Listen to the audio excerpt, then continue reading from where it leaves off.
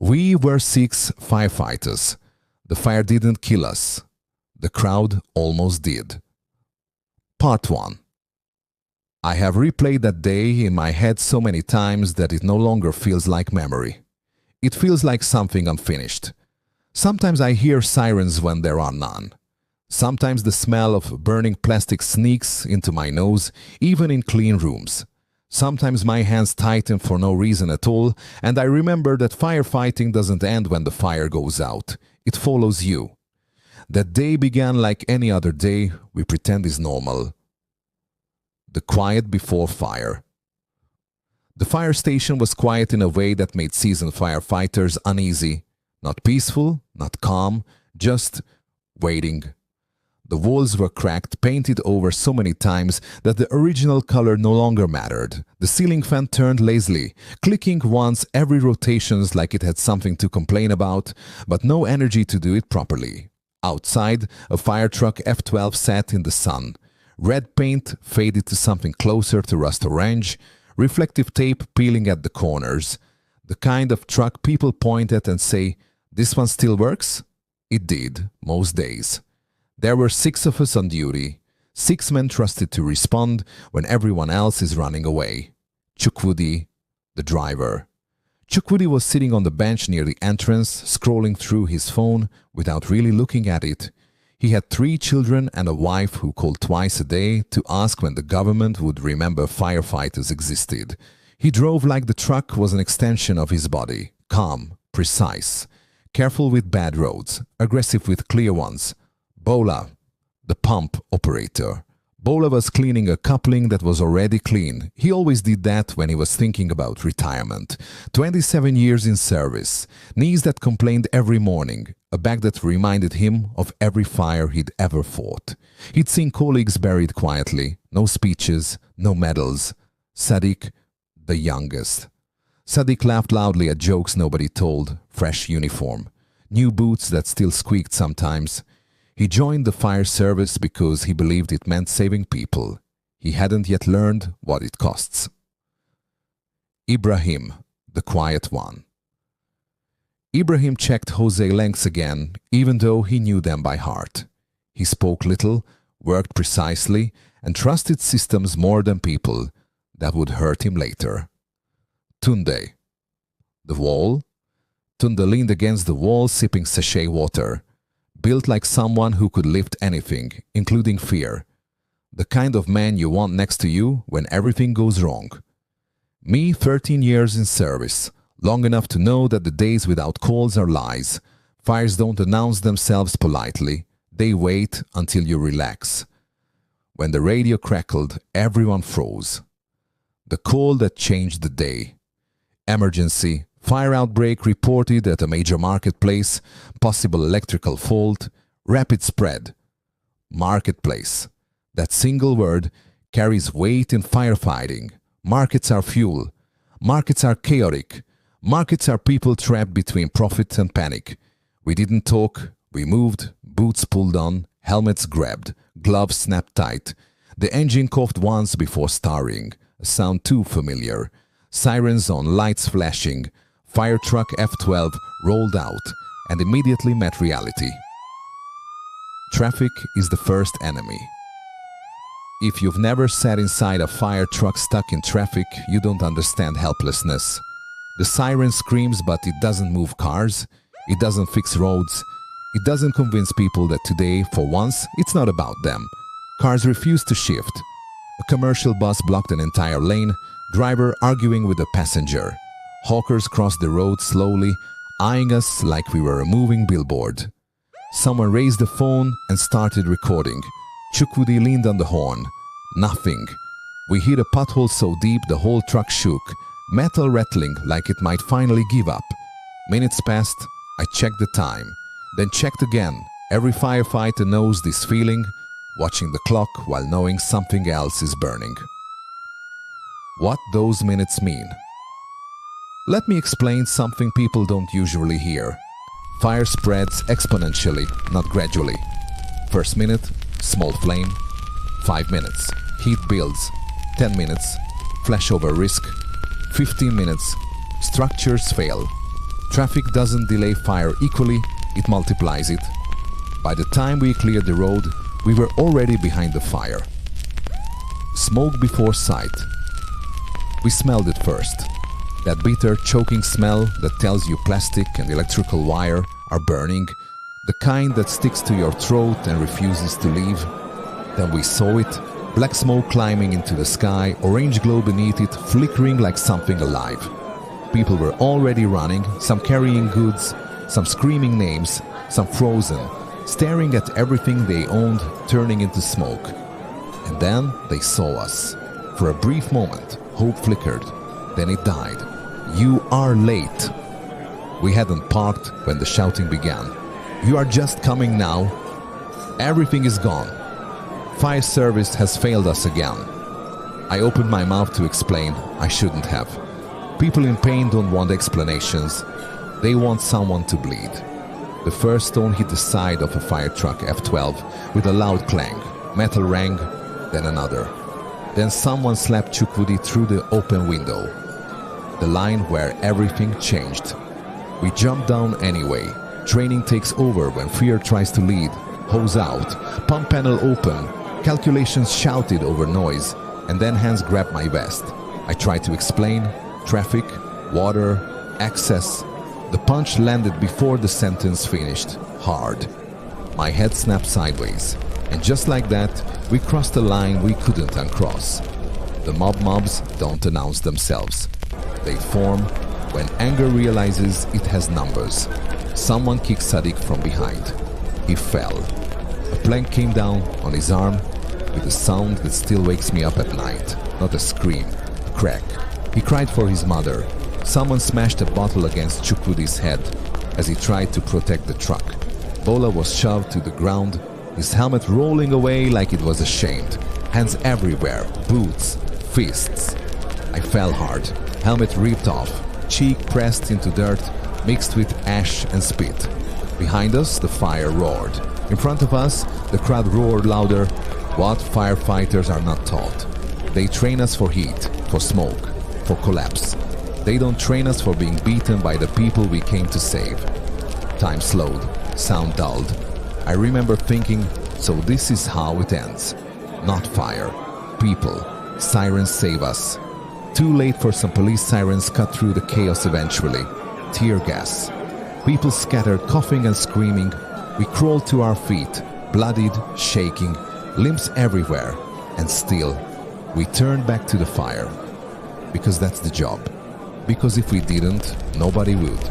When the tear gas cleared the air, the fire was still very much alive. Flames do not pause for human conflict. They don't wait for police. They don't care who was right or wrong. They just keep eating. Getting back up. Standing up after being beaten is different from standing up after a fall. Your body moves slower, not because it can't, but because it's asking a question your mind refuses to answer. Is it safe? My left eye was swelling shut. My jaw ached every time I clenched my teeth. When I breathed in, my ribs protested sharply. Around me, the others looked worse. Sadiq sat on the ground, cradling his arm. His uniform sleeve already dark with blood. Chukwudi had a gash on his scalp, blood running down into his eyes. Bola moved stiffly, one hand pressed against his side, breathing shallow. Ibrahim limped, one boot torn. Tunde had a swollen cheek and a cut above his eyebrow, but he was already pulling hose again. Nobody said, let's stop. Nobody said, this is too much. We didn't even discuss it. We turned back to the fire because that's what firefighters do when everything else has gone wrong. The fire had grown teeth. While we were being beaten, the fire had spread. What started as a single electrical fault had jumped stall to stall, fed by nylon coverings, cartons of goods, cooking oil, plastic containers, illegally connected wires overhead. The flames had climbed higher, hotter, angrier. Heat slapped my face the moment we stepped closer. Smoke reduced visibility to almost nothing. This wasn't just a fire anymore, it was a system failure burning in real time. Water, the hardest truth. Let me tell you the most painful secret in Nigerian firefighting. Water is never guaranteed. The nearest hydrant was dead. Rusted valve, dry pipe, That meant the fire truck F-12's tank was all we had. Limited water forces, brutal decisions. Protect one section and lose another, slow the fire instead of killing it. Choose structures over goods, choose goods over people. Firefighters don't save everything. We save what time and water allow. Bola at the pump. Bola took position at the pump panel. His hands shook slightly, not from fear but from age and pain. He adjusted pressure carefully, too low and the water wouldn't reach, too high and the hose could whip, injure someone or burst. Every adjustment mattered. Sweat mixed with blood on his face as he shouted commands over the roar. Steady pressure! Short burst! Protect the exposure! This man had been doing this since before some of the traders were born, and today those same people had beaten him. Sadiq's first real fire. This was Sadiq's first major market fire, and he was experiencing it with a broken arm. He sat against the truck, teeth clenched, tears streaking soot down his cheeks. Not just from pain, but from disbelief. He kept saying the same thing. I wanted to help them. Nobody answered. What could we say? Inside the flames, Ibrahim and Tunde advanced the hose line.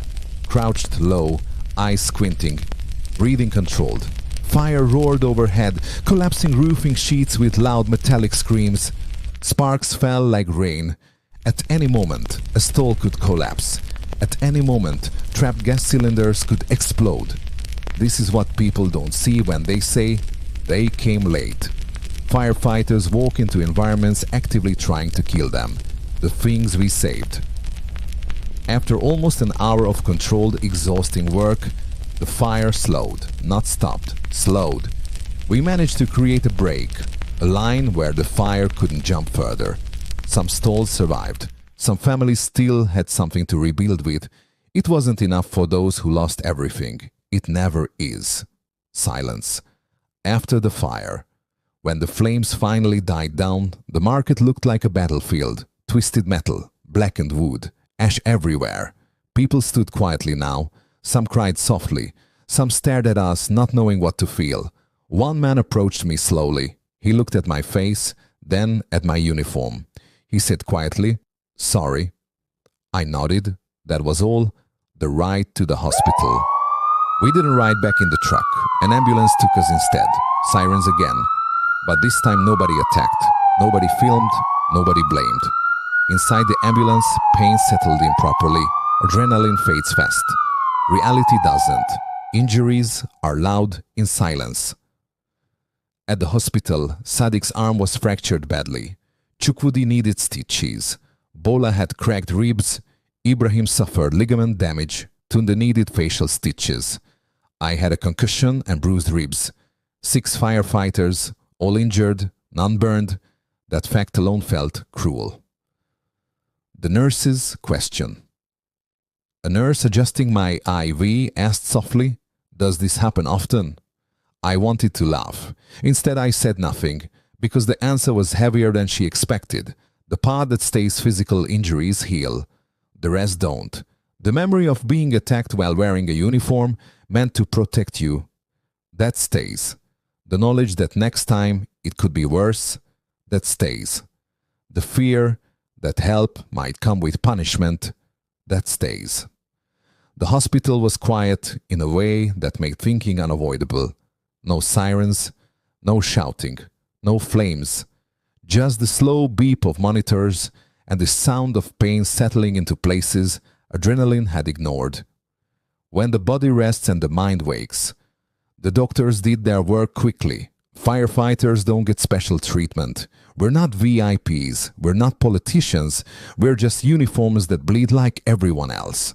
As the painkillers kicked in, memories became sharper instead of softer.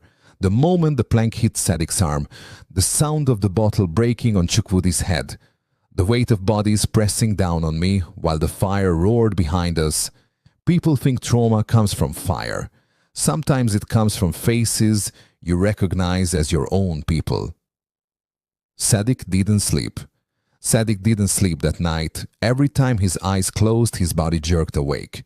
His broken arm was in a cast now, but his breathing was shallow and fast. At one point he whispered, barely audible, "Sir, Did I do something wrong? That question broke something in me. This boy had joined the fire service believing in purpose, in saving lives, in being useful, and his reward had been pain and doubt. No, I told him. You did your job. He nodded slowly, but I could see he didn't believe it yet. Chukwidi's silence. Chukwudi stared at the ceiling most of the time. The stitches on his scalp pulled whenever he moved his head. Blood had dried into his hair. He didn't talk about the beating. He talked about his children, about how his daughter had a school play coming up, about how his son wanted a bicycle. When you nearly die, your mind clings to ordinary things. They feel safer. Bola and the weight of years. Bola's cracked ribs made every breath an effort. At some point he left a short, bitter sound. 27 years, he said quietly. Fire never did me like this. He stared at his hands. These hands have carried bodies out of smoke, and today they were shaking. Nobody replied, because there was nothing to argue with. Ibrahim's guilt. Ibrahim blamed himself. He kept replaying the water calculations in his head. If the hydrant had worked, if we had arrived 2 minutes earlier, firefighters carry guilt the way soldiers carry scars, even when the failure isn't theirs. Tunde's anger. Tunde was angry. Not loud anger. The dangerous kind, quiet, controlled burning. They attacked us, he said once. For helping.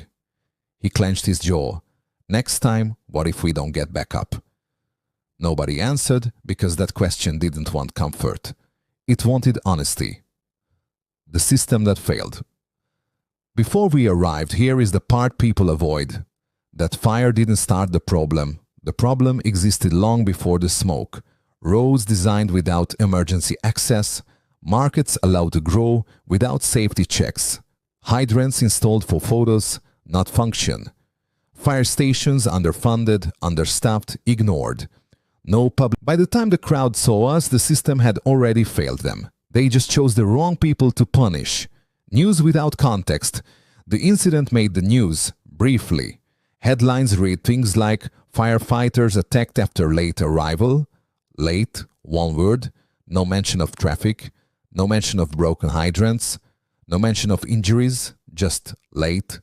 That word followed us longer than our bruises. Going home changed everything. When I finally went home, my uniform still smelled like smoke and hospital disinfectant. My wife looked at me for a long time before speaking. Is it always like this? She asked. I wanted to lie. I didn't. She didn't ask me to quit. That made it harder. The station after the fire. We returned to the station weeks later. The fire truck F12 was still there. Same faded paint, same tired engine. Someone had cleaned the blood from the side panel. The radio crackled again. Another call. Different location, same city. We looked at each other. Nobody smiled. Nobody hesitated. We climbed in. Why, we still answer. People ask why firefighters keep doing this job. The pay is poor. The risks are constant. The respect is conditional. The answer isn't bravery, it's my responsibility. Because when fire comes, someone has to run towards it, even if the road is broken, even if the crowd is angry, even if the system fails again. What I want you to remember. Next time you see a fire truck stuck in traffic, remember, sirens don't move vehicles by magic, firefighters don't control infrastructure, water doesn't appear because people are shouting, arriving late is often not a choice. Firefighters are not your enemy. They are often the last line standing between loss and survival. The final truth. There were 6 firefighters. We faced heat, smoke, collapse and chaos. But the fire didn't break us. The crowd almost did. And tomorrow, if the call comes again, we will still answer. Because even in a system that forgets us, even among people who may turn on us, someone has to run toward the flames. What needs to change? My advice on how firefighters can do their jobs without facing this again, this is not written with anger. It's written with experience. What happened to us should not happen again. Not in Ibadan, not in Lagos, not anywhere in Nigeria. And while firefighters do not control government policy, there are steps that can reduce the risk of mob attacks and delays in the future. Government must note one. Firefighters must arrive with authority, not just sirens. Sirens alone no longer command respect. Fire trucks responding to major fires, especially in markets, should never arrive alone. There must be automatic police or civil defense escort for markets, fuel-related areas, densely populated neighborhoods. Crowds are emotional before firefighters even arrive. Authority presence helps control anger before it turns violent. 2. Firefighters need crowd control training, not just fire training. Firefighters are trained to fight flames, not people. But in Nigeria, crowds are part of the fire scene. Fire services must include basic crowd psychology, training verbal de-escalation techniques, clear command roles, who speaks, who works. When one firefighter talks and 5 others work, confusion reduces. 3. Communication must begin before the truck stops. Silence creates suspicion. The moment firefighters arrive, one officer should immediately address the crowd, loudly explain delays briefly, traffic, excess water, state clearly what is being done and why people calm down when they feel informed.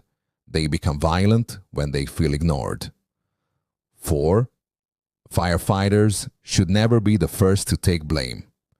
Public education is critical. People must understand that. Firefighters do not control roads. Firefighters do not cause traffic. Firefighters do not delay deliberately. Government agencies must run continuous public awareness campaigns on how fires spread, why access matters, how the public can help instead of hinder. An educated crowd is safer than an angry one. 5. Markets must have emergency marshals. Every major market should have trained emergency volunteers, known evacuation routes, designated fire access points.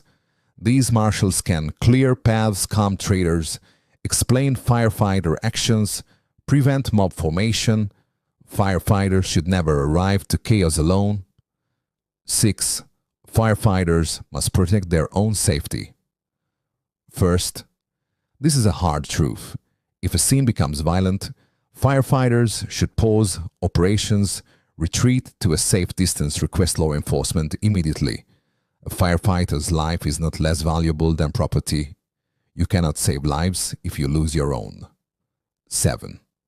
Government must fix the real delays.